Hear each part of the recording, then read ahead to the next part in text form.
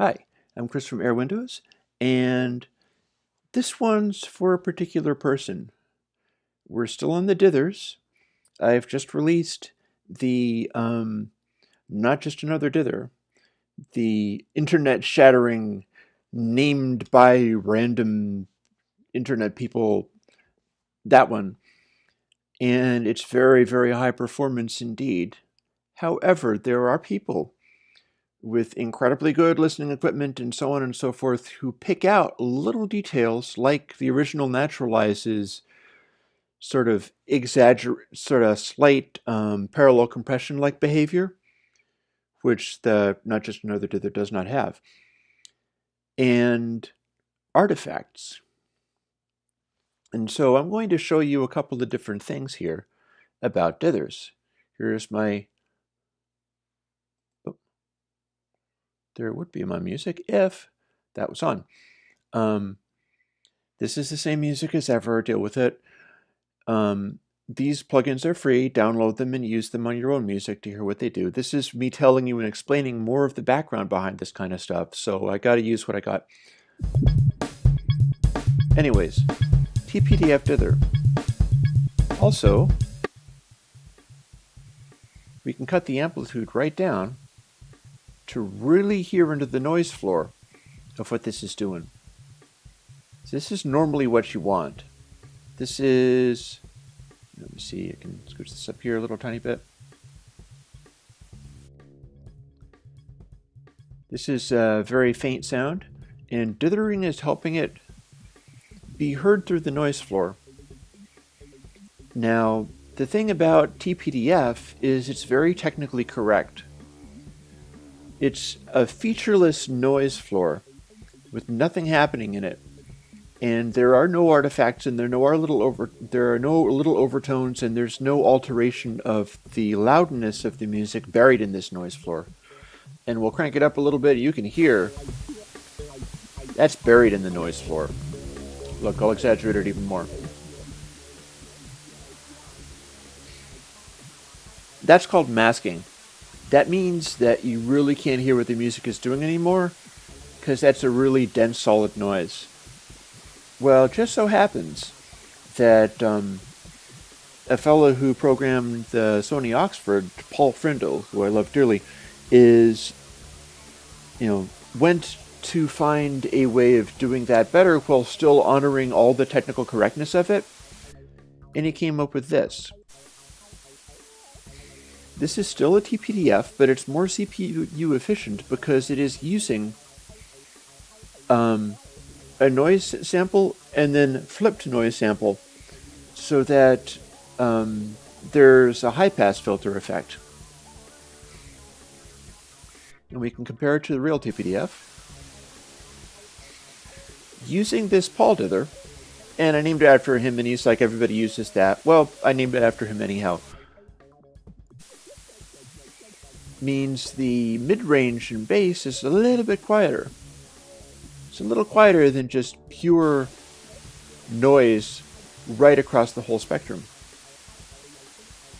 So you can hear through it a little more. And that's already out. We've already got that. I made this new one for a fellow named Bob Olson. He heard this and he heard Naturalize. And he decided, actually, I like this one better. So this is for you, Bob. DoublePaul. What this guy does is it takes the existing sort of high frequency slant of Paul dither and exaggerates it a little bit more. So if we go back and forth between these, this is just a little louder. It's not as loud as TPDF, but it's just a little louder. Here, let's take this back down again.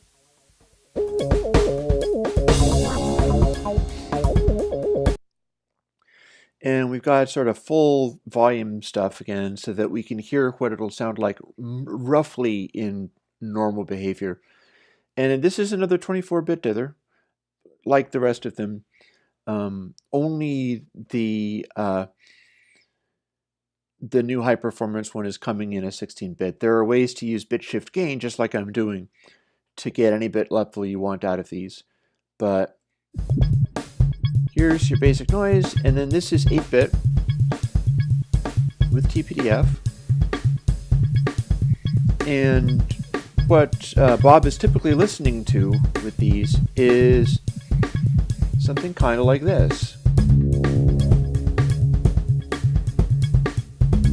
See, the noise, the hiss of it, it's not quite as in the way. It's staying out of the way a little more.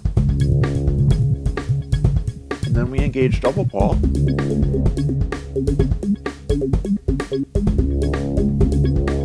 Enjoy, Bob. This is still TPDF. The TPDF dither poles are still literally dither of 1 and then a -1, inverse dither. It's just using a couple of other poles in an FIR filter to step on the mid-range of that noise just a bit more. Nothing is being harmed dither-wise. We're just taking the background down just a little bit more for you. DoublePaul. You probably can't even hear the noise on this 8-bit level at all anymore.